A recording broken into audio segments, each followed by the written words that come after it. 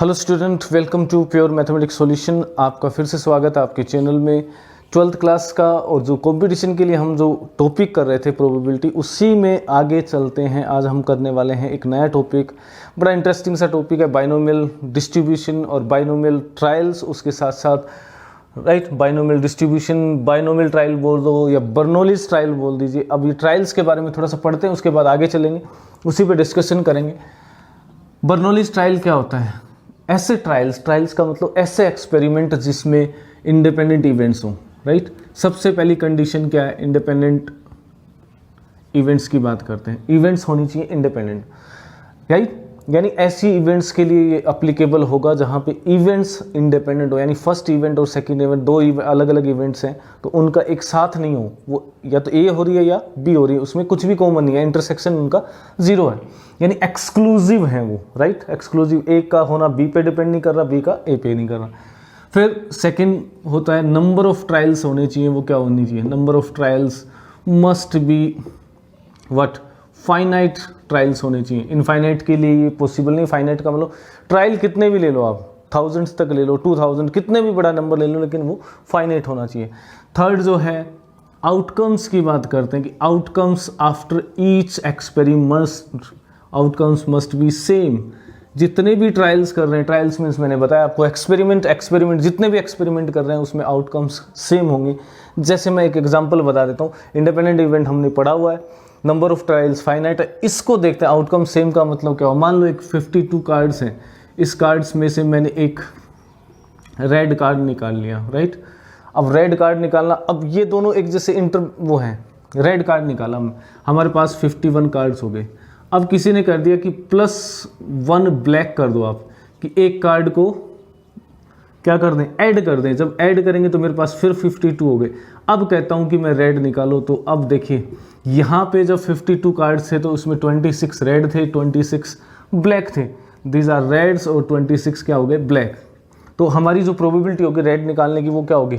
26/52। Simple है।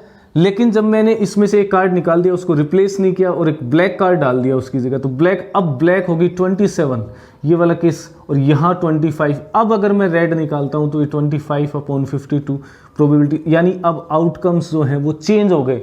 Right, जो experiment पहले 26 आउटकम थे, अब 25। तो ऐसा नहीं होना चाहिए, यानी हमारे पास आउटकम्स हर एक्सपेरिमेंट के बाद फेवर में आउटकम्स क्या होने चाहिए? सेम होने चाहिए। और लास्ट जो प्रोबेबिलिटी इसके लिए कंडीशन है बर्नौलीज ट्रायल के लिए, जब बर्नौलीज ट्रायल होगा, यानी एक्सपेरिमेंट को बर्नौलीज एक्सपेरिमेंट बोल देते हैं, तब हम बाइनोमियल डिस्ट्रीब्यूशन यूज़ करते हैं, डायरेक्टली बाइनोमियल फॉर्मूला यूज़ कर लेते हैं। लेट अस सी। इंडिपेंडेंट इवेंट है, नंबर ऑफ ट्रायल्स फाइनाइट है, आउटकम सेम है, और इसके साथ साथ एक और होता है कि वो जो एक्सपेरिमेंट है, जो ट्रायल है, that can be divided into 2 part. One is success, जिसके बारे में हम जानना चाह रहे हैं, यानी जिस उसको ले रहे हैं हम, एक्सपेरिमेंट को ले रहे हैं, जिस इवेंट को ले रहे हैं उसको सक्सेस, बाकी जो पार्ट है उसका क्या हो जाए? फेलियर, इसमें कन्वर्ट हो जाए। यानी उसको 2 पार्ट में डिवाइड कर सकते हैं एक्सपेरिमेंट को, एक तो फेलियर और एक सक्सेस। ऐसे एक्सपेरिमेंट जैसे हम मान सकते हैं कि टॉस करने पे हेड आना सक्सेस है, तो टेल आना क्या हो जाएगी? फेलियर हो जाएगी।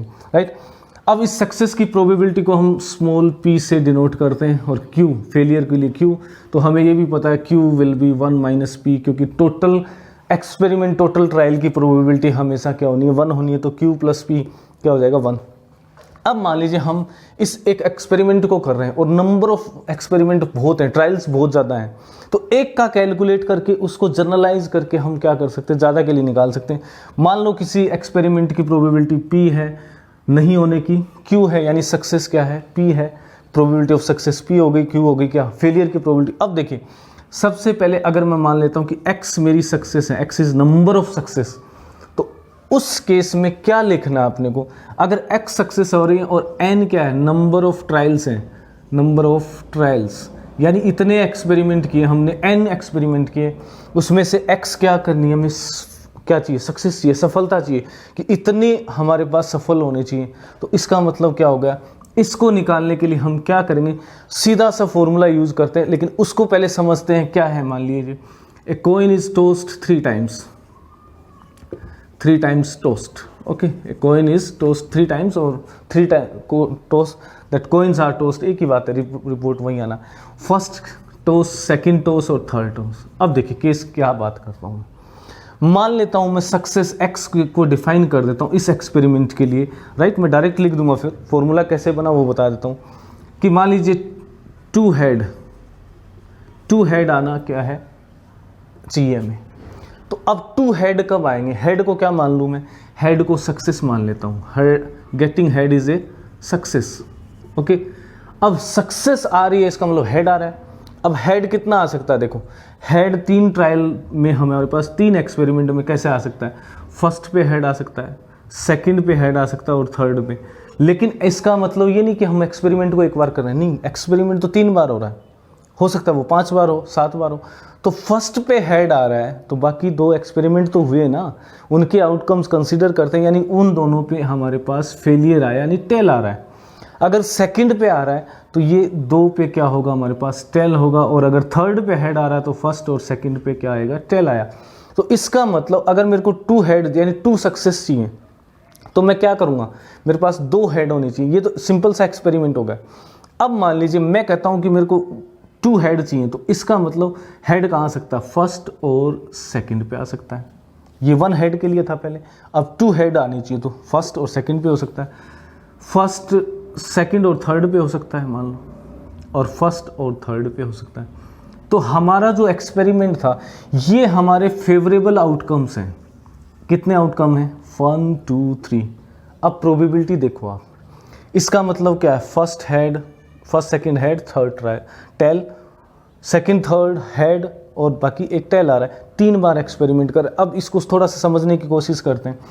हर केस में देखिए, first case, second case, third case, तीनों केस में प्रोबेबिलिटी क्या होगी, सक्सेस कितनी बार है, 1 टाइम, यानी 2 हेड आने को हम क्या करें, 2 हेड चाहिए। सक्सेस क्या, 1 बार हेड आए, ओके। अब 2 हेड के लिए क्या हो सकता है अपने पास इसकी प्रोबेबिलिटी, 1 केस ये हो सकता है, 2 केस और ये 3 केस हो गए। अब ये केस कहाँ से आए, कितने केस होंगे, कैसे पता चला, 3 टाइम्स है तो 3 हो गए, 9 टाइम्स है तो क्या 9 होंगे, नो, वो तो 9 नहीं होंगे। क्यों नहीं होंगे, क्योंकि हेड 1 2 1 3 1 4 1 5 1 6 1 7 1 8 1 9 8 तो यही हो गए। तो इसका मतलब क्या करें, 2 फिर आगे भी तो चलेंगे ना। तो इसका मतलब क्या हुआ, इसका मतलब ये हुआ कि यहाँ से हम सेलेक्ट कर रहे हैं कितने, 3 में से 2 को सेलेक्ट करना है, 2 सक्सेस को सेलेक्ट करना है। अच्छा, सेलेक्ट करना है तो हम कॉम्बिनेशन यूज़ करते हैं 3C2, these are the number of cases. और यहाँ पे ये नंबर ऑफ केसेस 3C2 क्या आ गया, 3 आ गया। अगर मान लो मैं 9 टाइम्स टोस करता, इस 3 की जगह 9 करता, तो मैं क्या लिखता, 9C2। इतने केसेस बनेंगे, 2 हेड, 9 में से 2 हेड आने की प्रोबेबिलिटी ये है, सॉरी नंबर ऑफ केसेस ये हैं, राइट, कि 2 हेड कितने केसेस में आएंगे, 9C2 केसेस में आएंगे। तो अगर मैं कह देता हूं कि x मेरा n नंबर ऑफ ट्रायल्स हैं, उसमें से x को क्या करना है, मेरे को सेलेक्ट करना है, तो ये बन जाएगा NCX, इतने केस आएंगे।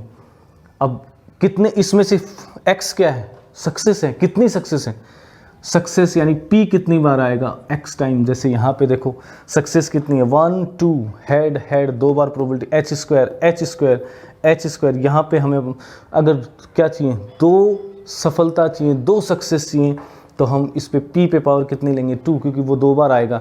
ये प्रोडक्ट है ना, मल्टीप्लिकेशन थ्योरम है, राइट, मल्टीप्लिकेशन थ्योरम हमने कर लिया। चलिए अब Q क्या बचा, बाकी क्या होंगे, क्योंकि एक्सपेरिमेंट तो n टाइम्स हो रहा है, तो Q यानी फेलियर कितनी बार हुआ, n-x टाइम फेलियर हुआ।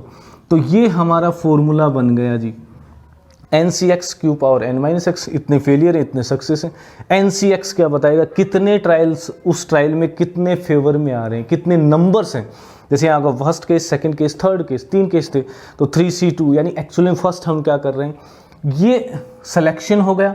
इसके बाद ये प्रोबेबिलिटी किसकी है, सक्सेस की, ये फेलियर की, हो गया। ये देखिए एक्चुअल में क्या है, general term of this expansion Q plus P power n, इसका जनरल टर्म है।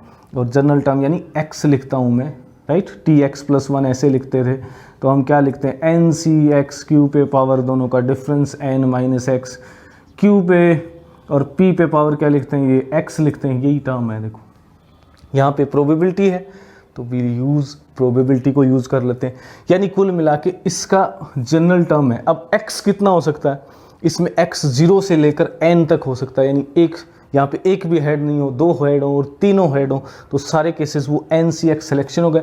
तो यानी ये डायरेक्ट फॉर्मूला यूज़ करके हम बहुत से नंबर का क्या कर सकते हैं, प्रोबेबिलिटी कैलकुलेट कर सकते हैं using this binomial trial, Bernoulli's trial. Binomial distribution इसीलिए बोला क्योंकि ये क्या है, बाइनोमियल एक्सपेंशन, और इसका डिस्ट्रीब्यूशन हमें पता है NC0, ये ऐसे चलता जाता है NC0 Q power n, NC1 Q power n-1 P plus, और ये बाइनोमियल एक्सपेंशन तो हम जानते हैं। तो इसका जनरल टर्म x कितने चाहिए उतने ही हम यहाँ लिख लेंगे, आराम से हम सोल्व कर सकते हैं। तो this is the probability of x success, right, जबकि n ट्रायल्स हो रहे हैं उसमें से, तो एक का निकाल के उसको जनरलाइज, एक के लिए मतलब प्रोबेबिलिटी p है, एक के लिए फेलियर की प्रोबेबिलिटी क्या है, q है, एक के लिए निकाला, अब कितने की चाहिए आपको उसको निकाल सकते हैं। लेकिन कंडीशन ये है कि ये चारों कंडीशन फुलफिल होनी चाहिए, इंडिपेंडेंट इवेंट होनी चाहिए।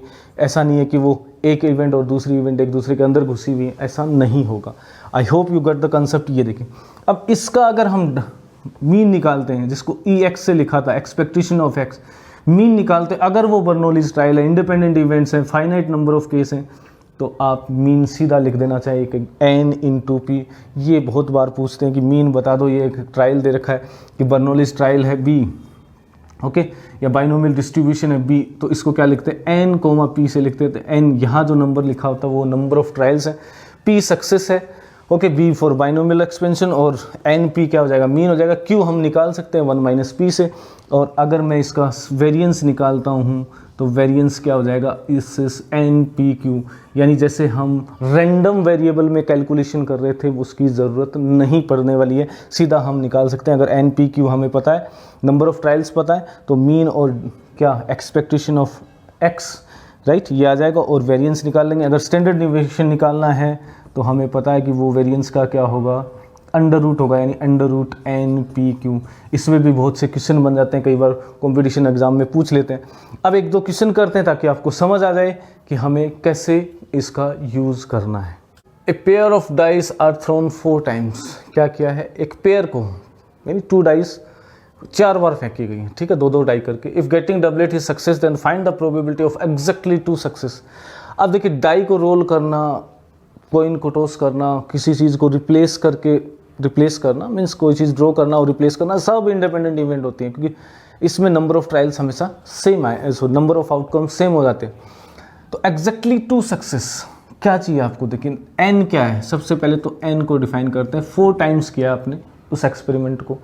p क्या है, सक्सेस की प्रोबेबिलिटी, सक्सेस किसको बता रहा है वो, गेटिंग डबलेट। डबलेट किस में, जब 2 बार डाई को कर रहे हैं, तो डबलेट क्या हो गई, 1 1 2 2 3 3, कितने हैं, 6 केस आते हैं, okay, out of what 36 cases into, ये तो आएगा ना, देखिए प्रोबेबिलिटी ऑफ सक्सेस डबलेट है, डबलेट का मतलब क्या हुआ, टोटल केस 36 और एक 6/36 बन गए, यानी 1/6 हो गया। डबलेट आना 1 1 2 2 3 3 4 4, वो फेवर में हो गए, टोटल केस हैं, 2 बार रोल किया तो 6 × 6 36 केस हो गए। अब Q फाइंड कर लेते हैं, Q क्या होगा, देखिए 1 - P, दिस इज़ 1 - 1/6, यानी 5/6 इतने केस में, यानी ये प्रोबेबिलिटी किसकी है, एक एक्सपेरिमेंट जब हम कर रहे हैं उसके लिए निकाला हमने। Q क्या किया, 5/6, इसको जनरलाइज करके हम जितने भी चाहिए, अब देखिए आपको क्या चाहिए, एग्जैक्टली 2 सक्सेस, यानी फर्स्ट केस जो है वो क्या बता रहा है, प्रोबेबिलिटी ऑफ x = 2 दे रखा है, पर x की वैल्यू 2 लेनी है, कितनी सक्सेस चाहिए, 2, तो क्या लिखेंगे हम, देखिए 4C2, क्योंकि n कितना है, 4, कितने नंबर हैं, 4C2 नंबर आएंगे। जैसे सक्सेस क्या हो सकती है, पहले टॉस 2 को कर रहे हैं ना, कितनी बार, 4 टाइम्स, पहली बार फेंका दोनों को तब डबलेट आ गया, दूसरी बार आ सकता है, तीसरी बार आ सकता है और चौथी बार आ सकता है, यानी 2 को सेलेक्ट करना, 2 डबलेट्स चाहिए हमें, राइट, 4 टाइम्स। चलिए अब देखिए उसके साथ Q पे पावर, Q मतलब क्या है, चलो एक बार लिख देता हूँ, Q पे पावर क्या होगी, फेलियर कितना होगा, इनका डिफरेंस 2, और P पे पावर क्या होगी, दिस इज़ 2, यही हमारा टर्म था बाइनोमियल एक्सप्रेशन का, दैट इज़ 4C2, Q कितना है, 5/6 पावर 2, और यहाँ पे आ गया 1/6 पावर 2, जिसको मैं लिख सकता हूँ 4/2 3/1। ये कैसे लिखा, इसका मैंने वीडियो बना रखा, आप डायरेक्ट C को कैसे कैलकुलेट कर सकते हैं वो देख लीजिए, बाइनोमियल एक्सपेंशन का ये होगा 25/36 into 1/216, sorry 36, this will be cancel out, कर देते हैं 12 3 जा, ओके ये आएगा, कुल मिला के आ गया 25/216, 2 3 जा 6 6 36 216। ये किसकी प्रोबेबिलिटी है? 2 सक्सेस मिलने की। यानी अगर 4 बार मैं 2 डाइज को फेंकूंगा तो क्या होगा मेरे पास? 2 डाई को फेंकने से 4 बार फेंका तो एग्जैक्टली 2 बार क्या आए, क्या आ जाए आपके पास, डबलेट्स आए, उसकी प्रोबेबिलिटी ये होगी, राइट। अब सेकंड पार्ट देखो, एट मोस्ट 2 का मतलब क्या हुआ? प्रोबेबिलिटी ऑफ x मैक्सिमम 2 हो सकता है, एग्जैक्ट नहीं है, मैक्सिमम 2, तो क्या हो सकता है? 0 हो सकता है। इसका मतलब लेस देन x की वैल्यू मैक्सिमम 2 है, इसका मतलब क्या होगा? 0 आ सकती है सक्सेस। एक बार भी डबलेट नहीं आए, एक बार डबलेट आए और 2 बार डबलेट आ जाए, दिस ऑल 3 केसेस, ये 3 केस बनेंगे, तीनों को ऐड कर देते हैं, क्या आ जाएगा इससे? NC0, ओके मैं सीधा लिख देता हूँ 4C0, P पे पावर लिखना है, Q पे पावर लिखते हैं 4, P पे पावर 0 सक्सेस है, प्लस PX1 4C1, Q पे पावर दोनों का डिफरेंस, P पे पावर 1 प्लस 4C2, Q पे पावर 2, P पे पावर 2, ये तो हम कैलकुलेट कर ही चुके हैं। ये रहा, इसको देखिए 4C0 क्या होता है? 1 होता है। Q मतलब क्या है? 5/6 पावर 4 इंटू 1 हो जाएगा, वो तो 0 पावर है। 4C1 4 होता है, Q पावर 3 यानी 5/6 पावर 3 इंटू 1/6, ओके कोई प्रॉब्लम नहीं है, प्लस 4C2, चलिए लिख देता हूँ 4C2 को हम क्या लिख सकते हैं? 4 into upon 2 into 3/1, Q means क्या हो गया? 5/6 स्क्वायर, और P का मतलब हो गया 1/6 स्क्वायर, ओके 1/6 स्क्वायर, ओके। अब इसमें से 5 पावर 2 3 4, तो 5 पावर 2 कॉमन आ जाएगा, 6 पावर 4 भी कॉमन आ रहा है, 4 power 3 and 1 4 power 3 and 2 and 2 4 power, तो 6 पावर 4 कॉमन ले लिया मैंने, यहाँ से बचेगा मेरे पास 4, 2 पावर कॉमन गई तो 5 बचेगा, एक 5 बचा, ये सब कॉमन चला गया, यहाँ पे 2 6, okay this is plus 4 into 5, ये बन गया आपके पास 1 बचा, यहाँ से तो 1 बच गया, इस टर्म से इसमें बचा 4 इंटू 5 प्लस यहाँ से देखिए ये 6 बचा एक, तो ये 4 पावर कॉमन चली गई, 5 स्क्वायर 25 बच गया, ओके। तो ये कुल मिला के आ जाएगा आपके पास 5 square upon 6 power 4, okay this is 1 plus 20 plus 150 and this will be 5 square into 171 divided by 6 power 4, okay this will be the answer. Calculation आप कर सकते हो थोड़ा सा आगे, ओके। तो ये हो गई एटमोस्ट 2 सक्सेस। मान लो आपको ये पूछ लेता वो एटलीस्ट 2 सक्सेस, यानी कम से कम 2 सक्सेस चाहिए, उस केस में क्या करता मैं? उस केस में हमारे पास बनेगा Px इज ग्रेटर देन और इक्वल टू 2। एटलीस्ट का मतलब क्या होगा? मिनिमम 2 और मैक्सिमम कितनी हो सकती है? 4। तो इस केस में अगर कैलकुलेशन करूंगा तो मैं बनेगी Px equal to 2, Px equal to 3 plus Px equal to 4, ये तीनों केस बनेंगे, ओके। उसमें प्रोबेबिलिटी निकाल सकते हैं, या फिर ऐसे निकाल सकते हो आप 1 minus probability of x equal to 1 0 and 1, okay. यानी ये कुल मिला के, या ऐसे लिख दूँ मैं, एक बार सोल्ट में लिख लेता हूँ, 1 minus probability of x, okay less than 2, और लेस देन 2 का मतलब क्या? 0 और 1, क्योंकि टोटल सक्सेस जो हो सकती है x की जो वैल्यू हो सकती है मैक्सिमम, x क्या हो सकता है? सक्सेस हो सकती है 1 2 0 सक्सेस, 1 सक्सेस, 2 सक्सेस और 3 सक्सेस, 4 सक्सेस। वाई? क्योंकि एक्सपेरिमेंट हमने कितनी बार किया है? 4 टाइम्स किया, तो सक्सेस ये हो सकती है। इसमें से अगर ग्रेटर देन 2 निकालनी है तो ग्रेटर देन और इक्वल टू 2, यानी ये छोड़ देंगे तो क्या बनेगी? 1 और 0, 1 में से माइनस कर दो, क्योंकि टोटल इसकी वैल्यू 1 होती है, जो हमने बाइनोमियल डिस्ट्रीब्यूशन से पहले जो टॉपिक किया था, राइट, रैंडम वेरिएबल, उसमें पढ़ा है। चलिए एक और क्वेश्चन करते हैं। नंबर 2 जो है, how many times must a man toss a fair coin? एक कॉइन को टॉस करना है, so that probability of having at least 1 head, ये हेड आना क्या है? सक्सेस हो मान लेंगे, मोर देन 80%, यानी एक बार हेड आए उसकी एटलीस्ट कम से कम एक आए, उसकी प्रोबेबिलिटी क्या होनी चाहिए? 80% से ज़्यादा होनी चाहिए। तो हमें देखिए सबसे पहले तो नंबर ऑफ ट्रायल्स निकालना, हाउ मेनी टाइम्स n निकालना है इस क्वेश्चन में। फिर देखिए मैं एक x कितनी चाहिए मेरे को, x होना चाहिए, x मस्ट बी, जो लेना है x की value just this is having at least one head means greater than और इक्वल टू, ये निकालना है। चलिए प्रोबेबिलिटी इसकी निकालनी है। इसके लिए क्या चाहिए, हेड आने को सक्सेस मान लिया, हेड को हमने कंसीडर किया सक्सेस। ओके, फेलियर क्या हो जाएगा, इसकी प्रोबेबिलिटी हो गई, probability will be p, that is p will be half, और 1 माइनस 1 अपॉन p क्या बन, sorry 1 minus p not upon p, this is q equal to 1 minus half. Failure की प्रोबेबिलिटी भी इक्वल है। ओके, दोनों की प्रोबेबिलिटी हाफ हाफ है। अब देखिए ग्रेटर देन और इक्वल टू 1 कितने एक्सपेरिमेंट है that we are don't given, ये वैल्यू जो होनी चाहिए वो क्या होनी चाहिए, more than 80% means more than 80 upon 100%। अब x इज ग्रेटर देन और इक्वल टू 1 तो मेरे को ट्राई नहीं पता कहाँ तक जाऊँ, 1 2 3 4 5 कहाँ तक नहीं पता। हम क्या कर सकते हैं, इसको ऐसे लिख सकते हैं, जब से ही इसको मैंने कहा 0 एटलीस्ट 1 का मतलब क्या, 1 से ज़्यादा, 1 से लेकर आगे तक जितने तक जा रहे हैं वहाँ तक। लेकिन इसका अपोजिट इवेंट क्या हुआ, 1 को छोड़ के 1 से ज़्यादा सारे छोड़ दो, बाकी जो बचा, बाकी क्या बचा 0।